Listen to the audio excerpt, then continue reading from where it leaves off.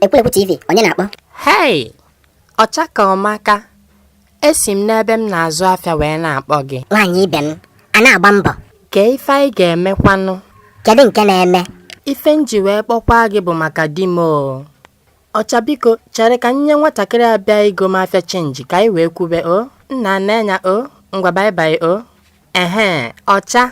Nwaanyị ibe m. Nne, kedu ife ọ bụ? Obele nwa bịala igolu m afịa nyere chenji kịta. Ụdị ọsọ na ụdị obi aṅụrị o ji wee gbapụ dị m surprise Ọcha. Nwatakịrị bekwa akwa wee bịa igo m afịa. Chekwala, mgbe ọ na-abịa igo gị afịa, ọ na-ebe akwa. O gochazie gị afịa, i wee nye chenji, nyechazie anya chenji. O wee were obi ọcha na ọsọ wee gbafuo. Chụba ya, chụba nwa a na inyefe ya chenji. Chenji kwa. Nene ife ego nwaanyị nene ife ego. Ọcha ọkwa 1000 na-abụ ka m nyere ya oche maọbụ 10 naira na-abụ. Ọcha ka m bịa biko. Ndị ụwa. Amamife egbugokwana mụvụ mmadụ. Fino asị gị mee ka etuto etolo na-abụ nwanne fụwa ịfụrụ na etuto etogo ya bụ nwatakịrị n'aka wee fụwa. Onye nyefelu chenji ya bọcha.